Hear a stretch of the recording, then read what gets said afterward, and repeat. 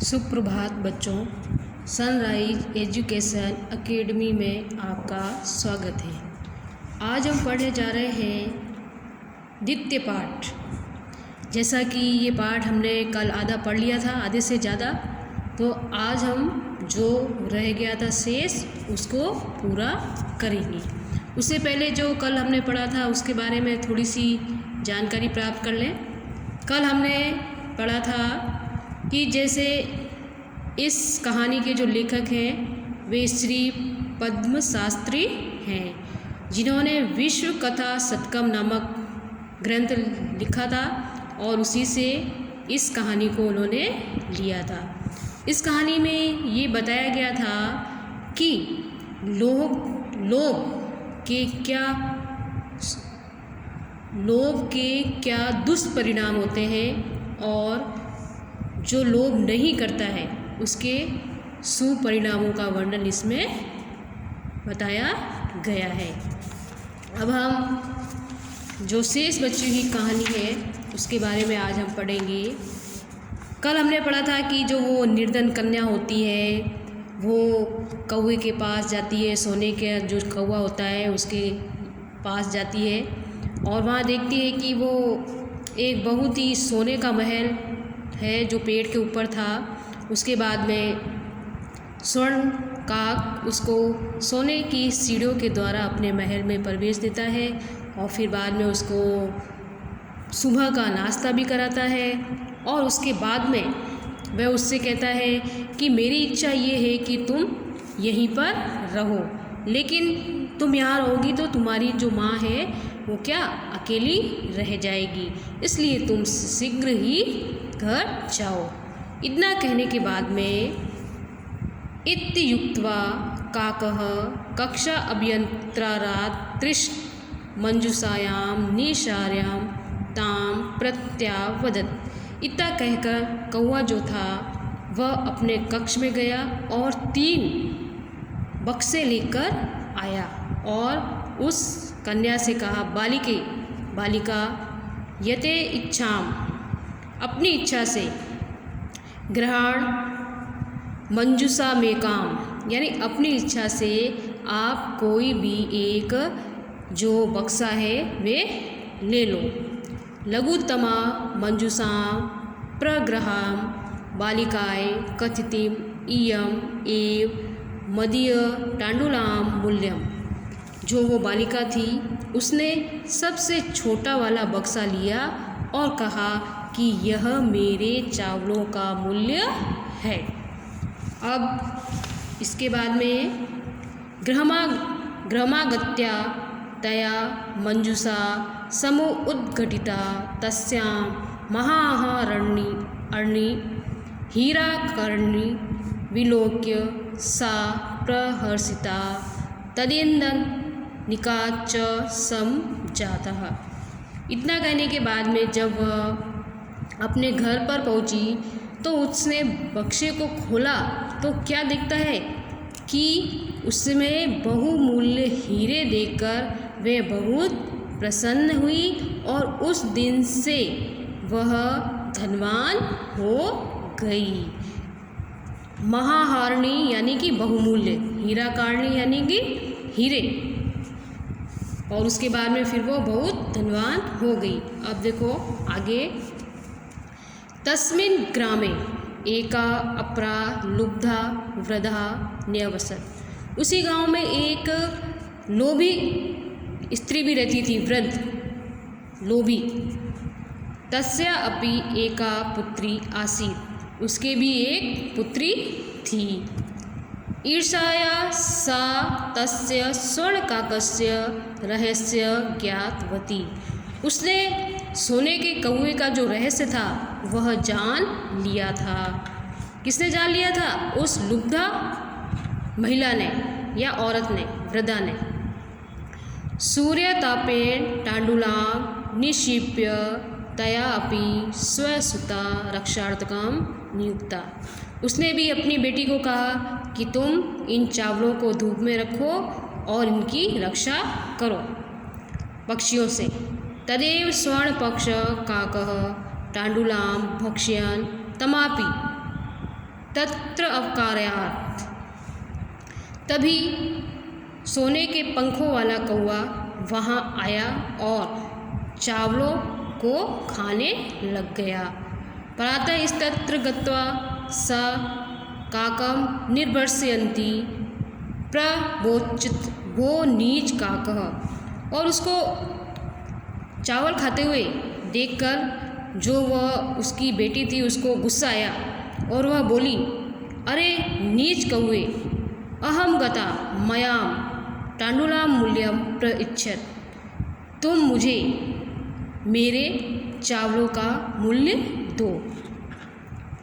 काको अब्रुवीत अहम त्वं कृते सोपानम अवतारयामि।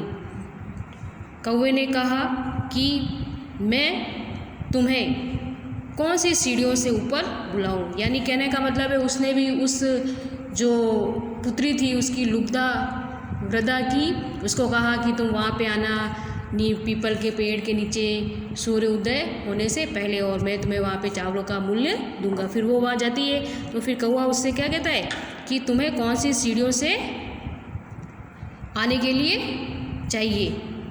तब कथ्यम स्वर्णमय रजतमय ताम्रमय वा।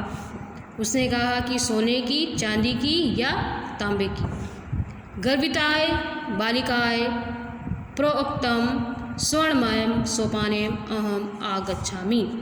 फिर वो जो बालिका होती है वो कहती है कि मुझे तो सोने की सीढ़ियों से मैं आऊँगी।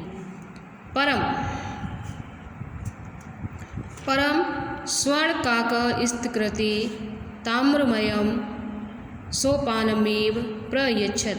लेकिन जो कौवा था उसने तांबे की सीढ़ियों से उसको ऊपर बुलाया। स्वर्ण काकः स्ताम भोजना अपि ताम्रभाजेन एव आकारयत्। और उसने जो सोने के जो कौवा था उसने तांबे के पात्र में उसको भोजन कराया।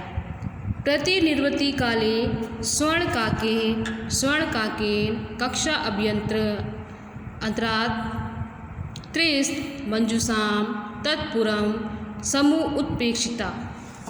इन सभी कार्यों से निवृत्त होने के बाद में सोने का जो कौवा था वह कमरे में गया, अपने कक्ष में गया और 3 बक्से लेकर आया। लोभाविष्टा स वह तमा मंजूषाम गृहीतवती। लोभ से ग्रस्त उस बालिका ने सबसे बड़े वाले बक्से को ग्रहण किया। गृहमा आगत्य सा तदहर्षिता यावत् मंजूषाम उद्घाटयति तावत् तस्याम भीषण कृष्ण सर्पो विलोक्यति। घर गई और घर जाने के बाद में उसने जब उस बक्से को खोला तो उसने भयंकर काले सर्प को देखा। यानी कि उस बक्से में क्या निकला? काला सांप। लुब्धाय बालिकाम लोभस्य फलम प्राप्तम। और लोभी बालिका को लोभ का फल मिल गया। तदंतरम सा लोभम परित्याजत। और उसके पश्चात उस बालिका ने लोभ का परित्याग कर दिया। तो ये हमारा जो लेसन था वो हमारा पूरा हो गया है, हमारी कहानी पूरी हो गई है। इसके बाद में हम हैं जो इसके शब्दार्थ पढ़ते हैं। शब्दार्थ आपको अपनी कॉपी में लिखने हैं। जैसे कि पहला शब्दार्थ है न्यवसत, यानी कि रहता था या फिर रहती थी। दुहिता अर्थात पुत्री। स्त्रायाम थाली में। खगेभ्य पक्षियों से। समूह उड़ी उड़कर। स्वर्ण पक्ष सोने का पंख या सोने के पंख। रजत चंचू चांदी की चोंच। टांडुलान चावलों को। निवारयंती यानी कि रोकती हुई। माँ शुचः यानी कि दुख मत करो। प्रोवाच कहा। प्रहर्षिता खुश हुई। प्रासाद, महल, गवाक्षात, खिड़की से, सोपानम, सीढ़ी, अवतारयामी, उतारता हूँ, आसाद, पहुँचा, विलोक्य, देखकर, प्राह, कहा, प्रातः, सुबह का नाश्ता, व्याहारम, कहा, पर्यवेक्षितम, परोसा गया, महाहारिणी, बहुमूल्य, लुब्धा, लोभी। अब कहानी हमारी पूरी हो गई है, शब्दार्थ भी हमने पढ़ लिए हैं। अब हम करेंगे इस पाठ के प्रश्नोत्तर। प्रश्नोत्तर में सबसे पहले एक पदे उत्तरम लिखत। तो जो पहला प्रश्न है वो देखो, माता काम आदि शतः, यानी कि माता ने किसको आदेश दिया था? स्वपुत्रीम, अर्थात अपनी पुत्री को आदेश दिया था। स्वर्ण काकः कान अखादत, सोने का जो कौवा था उसने क्या खाया था? तो टांडुलान, यानी कि चावलों को। प्रासाद की दृश्य वर्तते, प्रासाद यानी प्रासाद मतलब महल, और की दृश्य वर्तते यानी कि महल कैसा था? स्वर्णमय, सोने का। गृहमागत्या तया का समूह उद्घटिता, घर जाकर उसने किसको खोला? तो मंजूषा, यानी कि बक्से को खोला। लोभाविष्टा बालिका की दृष्टि मंजूषाम नयति, यानी लोभी बालिका ने कैसा बक्सा लिया? वह तमा, यानी कि बड़ा बक्सा लिया। अधोलिखितानां प्रश्नानां उत्तराणि संस्कृत भाषायां लिखत, इसमें आपको पूरे वाक्य में आंसर लिखना है। जैसे कि पहला है, निर्धनाय वृद्धाय दुहिता की दृश्य आसीत, निर्धन वृद्धा की जो पुत्री थी वह कैसी थी? तो निर्धनाय वृद्धाय दुहिता विनम्रा मनोहरा च आसीत। निर्धनाय, जो निर्धन वृद्धा की जो पुत्री थी वह मनोहर यानी कि सुंदर और विनम्र थी। बालिकाए पूर्वम की दृश्य काकः न दुष्टः आसीत, दृष्ट, बालिका ने पहले कैसा कौवा नहीं देखा था? बालिकाए पूर्वम स्वर्णकाकम न दृष्ट आसीत, बालिका ने पहले सोने का कौवा नहीं देखा था। निर्धनाय दुहिता मंजूषायां कानी अपश्यत, निर्धनाय मतलब कि निर्धन की जो पुत्री थी उसने बक्से में क्या देखा? तो निर्धनाय दुहिता मंजूषायां महाहारिणी हीराकार्णी अपश्यत, निर्धन की पुत्री ने बक्से में बहुमूल्य हीरे देखे। ये जो प्रश्न उत्तर हैं ये आपको बाद में अपनी कॉपी में भी लिखने हैं। अभी आपको लिखना नहीं है, अभी आपको केवल समझना है। इसके बाद में हम पढ़ेंगे अगला प्रश्न, बालिकां किम दृष्ट्वा आश्चर्यचकिता जाता, बालिका क्या देखकर आश्चर्यचकित हो गई? बालिका स्वर्णमयं प्रसादं दृष्ट्वा आश्चर्यचकित जाता, बालिका सोने के महल को देखकर आश्चर्यचकित हो गई। अगला प्रश्न, गर्विता बालिका कीदृश्यां सोपानाम् अयाचत कीदृश्यां च प्राप्नोत्। मतलब कि जो गर्व से भरी हुई जो बालिका थी उसने कैसी सीढ़ियों की याचना की और उसको कैसी सीढ़ियाँ प्राप्त हुई महल में जाने के लिए। तो गर्विता बालिका स्वर्णम सोपानम अयचत परम ताम्रमय प्राप्नोत्। गर्विता बालिका ने सोने की सीढ़ियाँ मांगी परंतु उसको तांबे की सीढ़ियाँ प्राप्त हुई। इसके बाद में अगला प्रश्न है, प्रश्न उत्तर हमारे पूरे हो गए हैं। ये प्रश्न उत्तर आपको अपनी कॉपी में नोट करने हैं, प्रश्न और उत्तर सहित। फिर देखो दूसरा, अधोलिखितानां शब्दानां विलोम पदम पाठात् चित्वा लिखत। जो भी ये विलोम शब्द हैं वो आपको लिखने हैं। जैसे कि पाश्चात, पाश्चात यानी बाद और पूर्वम यानी पहले।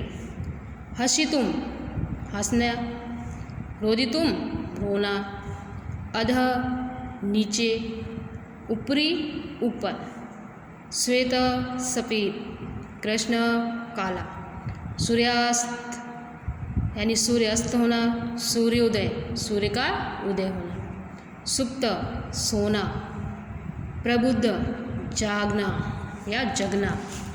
तो ये जो सारे जो विलोम शब्द हैं ये सब आपकी कॉपी में आपकी बुक में आए हुए हैं पाठ के अंदर।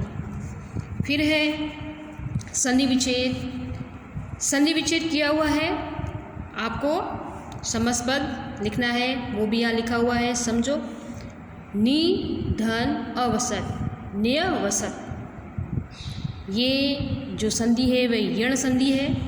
फिर सूर्य धन उदय, सूर्योदय, ये जो संधि है वो गुण संधि है। वृक्ष से धन ऊपरी, वृक्षो ऊपरी, ये भी गुण संधि है।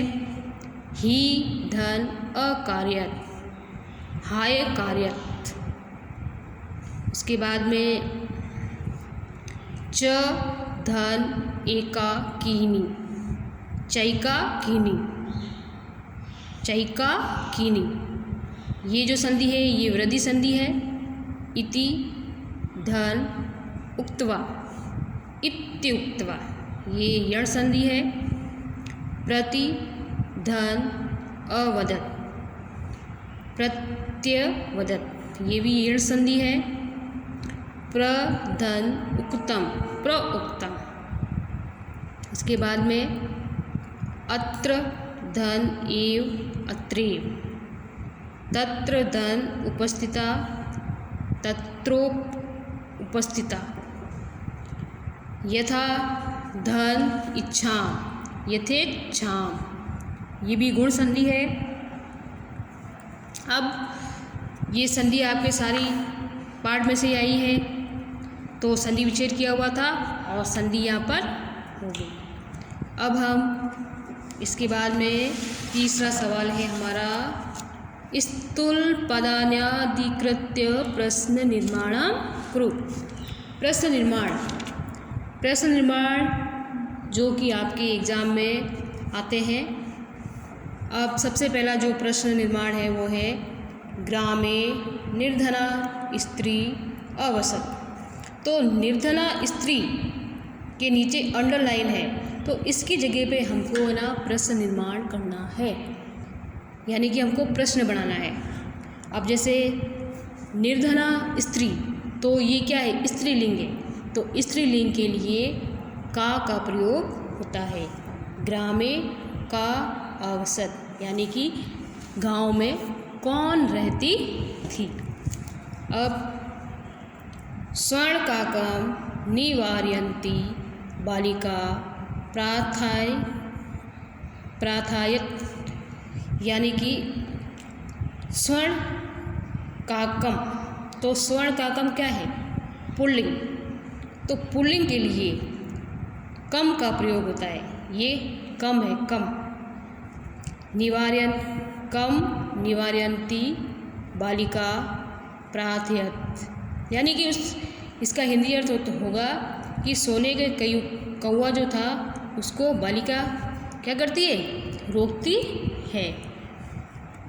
तो इसमें कम आएगा, ये स्वर्ण का कम तो कम। सूर्योदयात् पूर्वम बालिका तत्र उपस्थिता। तो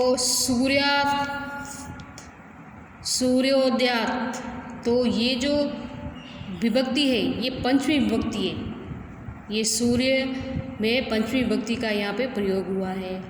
तो हम प्रश्न निर्माण करते समय किम शब्द की जो पंचमी विभक्ति होती है उसका प्रयोग करेंगे। इधर हो जाएगा कस्मात्, कस्मात् पूर्व में बालिका तत्र उपस्थिता। हिंदी अर्थ हो जाएगा सूर्य उदय से पहले बालिका उपस्थित हो गई।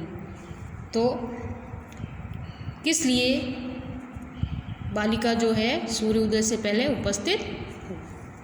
फिर बालिका निर्धन मातु दुहिता आसीत्। निर्धन मातु, तो ये भी क्या है, स्त्रीलिंग है। तो स्त्रीलिंग के लिए आएगा कस्या, ये तृतीया विभक्ति है। और ये किम शब्द की तृतीया विभक्ति स्त्रीलिंग। लुब्धा वृदा स्वर्ण काकस्य दुहिता आसीत्। तो ये स्वर्ण काकस्य षष्ठी विभक्ति का प्रयोग हुआ है। तो यहाँ पे कस्य, किम शब्द पुल्लिंग की षष्ठी विभक्ति होती है कस्य, तो इधर कस्य आ जाएगा। लुब्धा वृदा कस्य रहस्य अभिज्ञातवती। अब इसके बाद में आपको अपना गृह कार्य भी करना है। गृह कार्य में प्रकृति यानी धातु प्रत्यय संयोजनम कुरु। अब इसमें वी जो है वह उपसर्ग, लोक्य, धन और ल्यप, इन तीनों को जोड़कर शब्द बनेगा विलोक्य। और ये ल्यप जो है ये प्रत्यय है, ये धातु है और ये उपसर्ग है। फिर नी, धन, शिप्य, धन, ल्यप, इनको जोड़कर आपको सेंटेंस यानी शब्द बनाना है। जो आपकी बुक में दिया हुआ है ये भी आपको अपने आप भूल के करोगे। एक मैंने आपको समझा दिया है, बाकी वाले आप करोगे। आ धन गम धन ल्यप आगम। दृश्य धन कत्वा, ये भी आप ढूंढोगे बुक में से। सी धन क्यत्वा। लघु धन तम, लघुत्तमा, तो ये आपके सब बुक में मिल जाएंगे, वो आपको यहाँ पे लिखने। इसके बाद में है आपका वापस प्रकृति प्रत्यय विभागम कुरु। अब यहाँ पे आपको जैसे कि रोदितुम लिखा हुआ है तो इसमें आपको धातु और प्रत्यय अलग करना है। जैसे यहाँ पे लिखा हुआ था, अलग किया हुआ लिखा हुआ था, यहाँ पे समस्त पद लिखना था। अब आपको यहाँ पे तो समस्त पद लिखा हुआ है, ये जो समस्त पद है ये लिखा हुआ है, आपको यहाँ पे समस्त पद लिखना है, वो अलग करना है। जैसे रोदितम, रुद धन तुमु, ठीक है। और विलोक्य आगे आया हुआ है, अगत्य ये भी आया हुआ है, ये भी आया हुआ है, दृष्टा भी आया हुआ है, और ये भी आया हुआ है, ये भी आया हुआ है। ये सब यहाँ पे ये आए हुए हैं, अलग किए हुए हैं यहाँ पे। इसके बाद में अगला जो प्रश्न है वो है अधोलिखितानि कथनानि कह का कम काम च कथयति। मतलब कि ये जो सेंटेंस कथनानि दिया हुआ है, जो वाक्य दिया हुआ है, ये किसने किसको कहे थे वो आपको लिखने हैं। तो पूर्वम प्रातराश क्रियताम, तो ये किसने कहा था, स्वर्ण काकह ने। और किसको कहे थे? बालिका को, निर्धन बालिका। तो इस तरह से आपको लिखना है। अब जैसे सूर्य तापे टांडुलाम खगेभ्याम रक्ष, मतलब सूर्य से जो चावल है उनको धूप में रखो और पक्षियों से उनकी रक्षा करो। ये किसने कहा था? निर्धन वृद्धा ने। और किसको कहा था?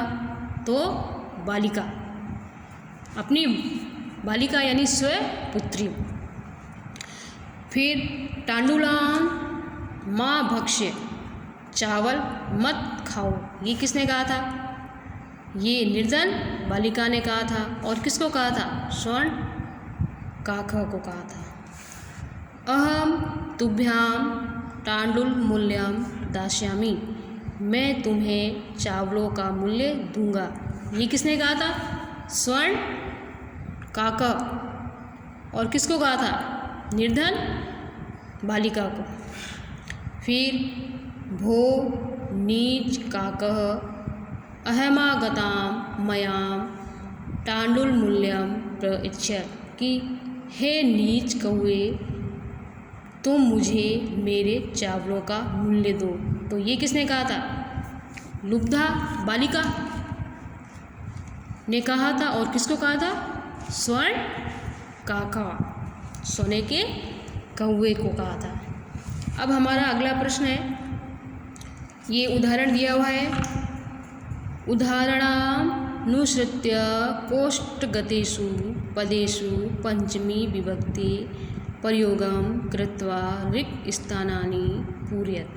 जो भी कोष्ठक में जो शब्द दिए हुए हैं उसमें आपको पंचमी विभक्ति लगाते हुए ये जो खाली जगह है इसको पूरा करना है। जैसे कि पहला उदाहरण इसमें दिया हुआ है, मुश्क बिलाद बही निर्गच्छति, यानी कि चूहा बिल से बाहर निकल गया। तो यहाँ बिल दिया हुआ था, तो बिल की पंचमी विभक्ति क्या थी? बिलाद। अब इसी प्रकार से जनः, यहाँ दिया हुआ है ग्राम, तो ग्राम की पंचमी विभक्ति क्या होती है? ग्रामात या ग्रामाद।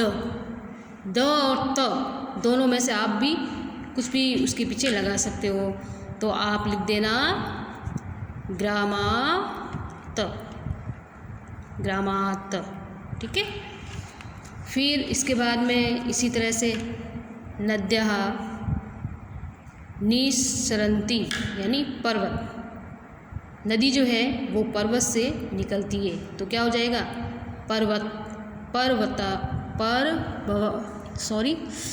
इसमें आपको यही पंचमी विभक्ति का प्रयोग करना है, पर्ववात।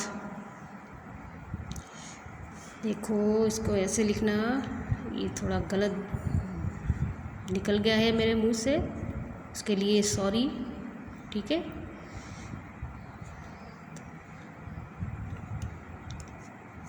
तो पर्वतात।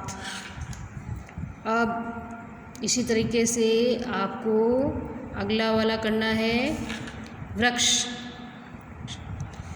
तो इसमें वृक्ष की पंचमी विभक्ति लिखनी है, तो इसकी पंचमी विभक्ति क्या हो जाएगी? वृक्षात् पत्राणि पतन्ति, वृक्ष से पत्ते गिरते हैं। इसी तरीके से बालकः सिहात, क्या हो जाएगी इसकी? सिहात। बिभेति, बालक जो है वो शेर से डरता है। ईश्वरः खाली जगह त्रायते, यानी कलेश दिया हुआ है, तो कलेश की पंचमी विभक्ति कलेशात, क्या हो जाएगा? कलेशात। तो आपको यहाँ पे कलेशात लिखना है। इसी तरीके से प्रभु भक्तम खाली जगह निवार्यति, पाप, तो पाप की क्या हो जाएगी? पापात, यानी त लगाना है सबके पीछे, आ की मात्रा और त। त की जगह आप द भी लगा सकते हैं, तो दोनों ही आपके सही होंगे।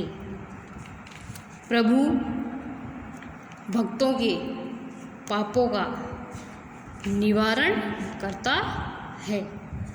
तो ये हो गया आपका जो सेकंड लेसन वो कंप्लीट हो गया है।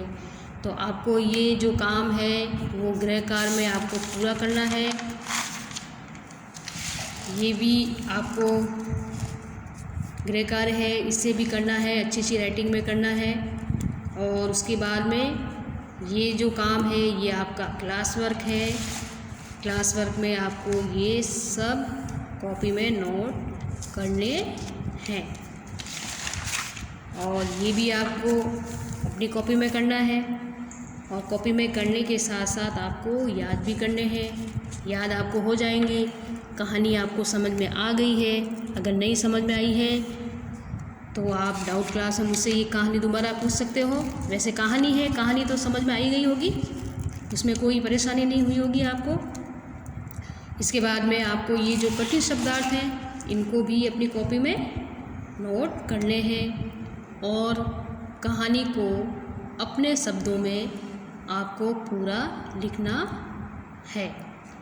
जो भी कहानी शुरू हुई है स्टार्टिंग से, वो पूरी कहानी आपको अपनी भाषा में आपको लिखनी है। और इसके अलावा आपको जो वो पाठ परिचय था, जो लेखक का नाम था, वो लेखक का नाम भी आपको याद करना है और ग्रंथ का नाम भी आपको याद करना है। इसके अलावा यदि मेरे से कोई इसमें गलती हुई हो तो उसके लिए सॉरी बच्चों।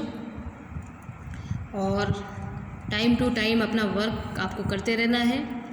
और जब भी आप आओगे डाउट क्लास में तो अपनी कॉपी साथ लेके आओगे और कॉपी आप मुझे जांच करवाओगे।